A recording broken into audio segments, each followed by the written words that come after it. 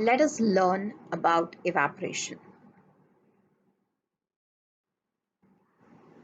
What is evaporation? Evaporation is a phenomenon in which liquid changes to vapors.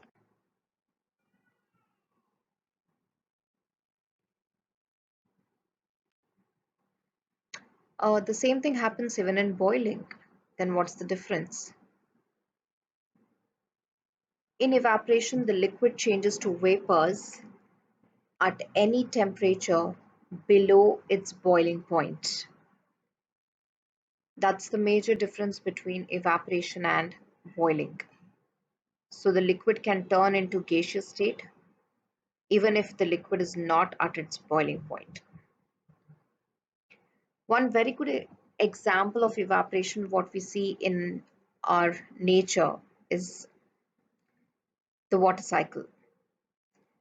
The formation of clouds happens because the water gets evaporated from water bodies.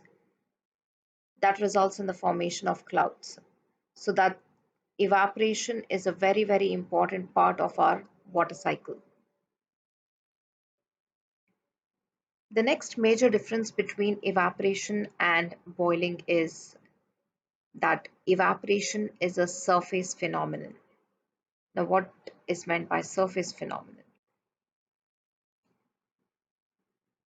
The particles on the surface, the particles on the surface will have higher kinetic energy and they break the attraction between them and get converted into the vapor state.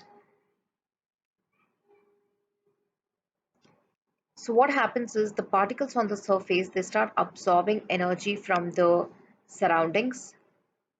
They take up heat energy from the surroundings and use that heat energy to break the forces of attraction, and they get converted into gaseous state. They move out or they get evaporated into the atmosphere. This happens layer by layer. That's why evaporation is a surface phenomena. Now, say for example, if you take water in a container and keep it in the sun for evaporation, after a few days, you may see that there may be no water left or very less water left in the container. And on the inner sides of the container, uh, you can see the layers. You will be able to see some marks. Those marks indicate that evaporation has taken place layer by layer. So you have one layer of molecules. They absorb heat energy from the surroundings. They get converted into vapors. Then the next layer of molecules gets exposed to the surroundings. Once once that second layer gets exposed and gets evaporated, then the third layer is exposed to the surroundings. So evaporation takes place layer by layer. It is a surface phenomena. Only the particles on the surface are absorbing heat energy from the surroundings and they are evaporating. Let us see the differences between evaporation and boiling. Boiling takes place at the boiling point. So that's one major difference.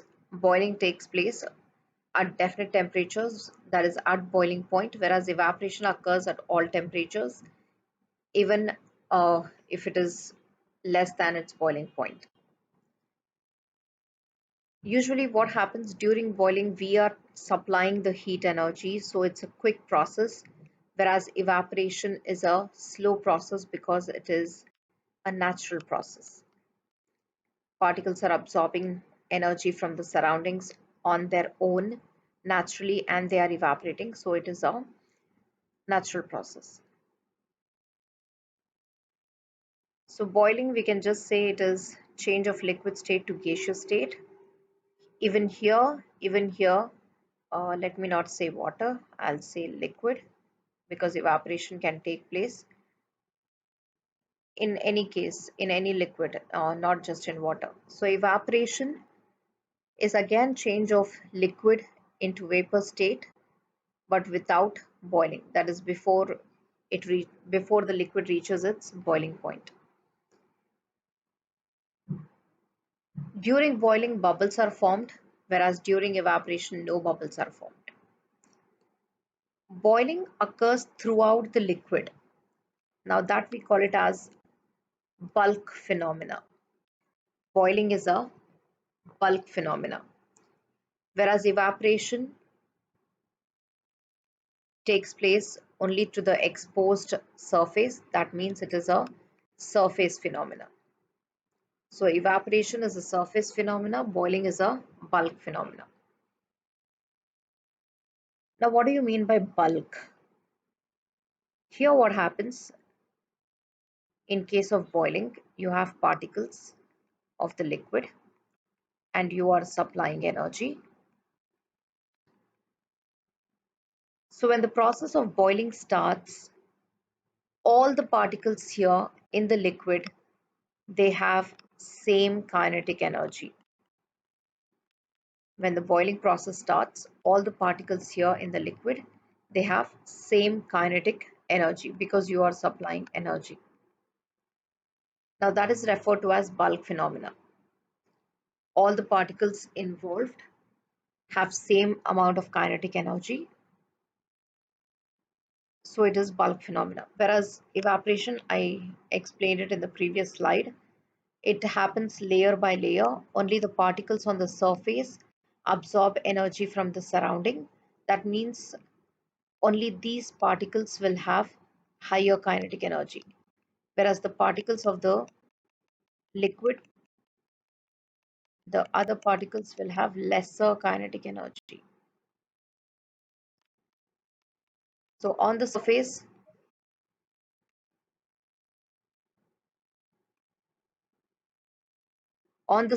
the kinetic energy is increasing, hence the attraction can be reduced or broken and the particles turn into vapor state. Boiling source of energy is needed, that is, we need to supply energy. Evaporation causes cooling effect.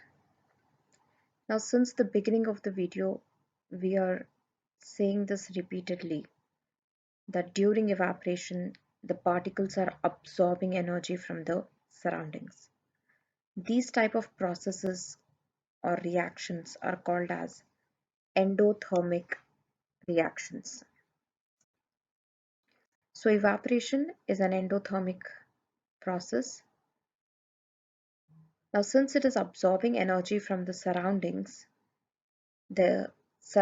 lose certain amount of heat energy, due to which they become cooler. Now let us take an example. This is something which all of us might have experienced it. What happens when you pour some acetone on your palm? We know we suddenly feel very cold. Our palm starts feeling very, very cold.